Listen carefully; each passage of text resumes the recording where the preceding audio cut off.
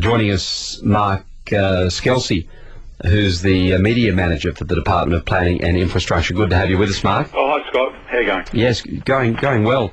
Obviously, this is a very difficult thing to predict, and you can't be exact, but do we have the infrastructure to support this growth? Well, we've got to work better at providing the infrastructure to support the growth, which is one of the reasons why we're looking at setting up a new planning system in New South Wales that has got a much stronger focus on what we call strategic planning, which is really long-term planning, because the growth is coming, and that's what the Department of Planning and Infrastructure is saying. We've got professional demographers that give us these figures. We need to plan for this growth. We just can't simply try to ignore it. But the white paper is quite a radical change, because the people in the suburbs, if it stays in the form that it is, will have to set the tone for development in that suburb. They'll have to say, we don't want anything over 2 stories. We don't mind, more dwellings on the old quarter-acre block. We could say support, some flats or whatever, some low-rise, higher density.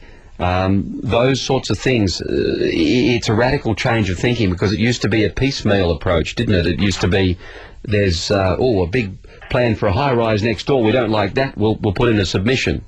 Absolutely. I think New South Wales has had a culture of people really only getting involved in the planning system when a construction application is lodged. That is effectively a development application, and people not quite as interested or engaged at the planning control or the strategic planning stage.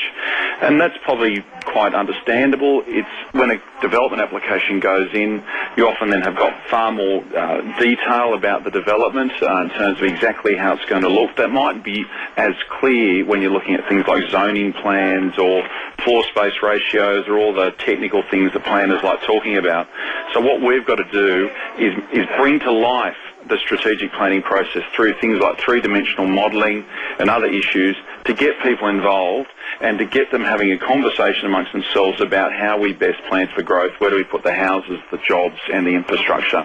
That's what we're trying to do with this new planning system. It looks like the latest statistics show that our population is going to increase by even more than expected. And Mark Skelsey is a spokesman for the New South Wales Department of Planning and joins us now. G'day. Oh, Nick, how are you going? Mark, why have these projections changed? Well, what the Department of Planning and Infrastructure has done is release new population projections for statewide and regions such as the Illawarra and local areas as well. So when we released the discussion paper, they were based on the 2006 census data.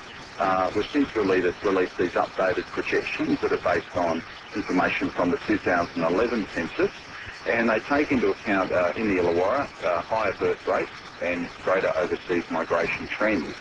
And therefore we have adjusted up the figure to 65,000 over the next 20 years for the Illawarra. That's for the years to 2031 in terms of the overall population increase. Now, the increase over 20 years... We need more homes, and that's why we've got this discussion paper out until November for people to comment on, and why we're preparing a new regional growth plan for the Illawarra, because we want to get much better at getting the community involved in planning this growth. We've got a number of events coming up, and we urge people to go to our website to find out about them. We need to set aside more areas for growth. We're finding, just like other urban areas with the Illawarra, not just about greenfield land anymore. People are keen to live in these centres. They want to live close to the Wollongong CBD and other centres as well. They want to be close to services. Where are we going to put the homes? It's not just something that can be driven top down. It's got to be driven bottom up as well. And that's why we're having this conversation with the people of the Illawarra as well.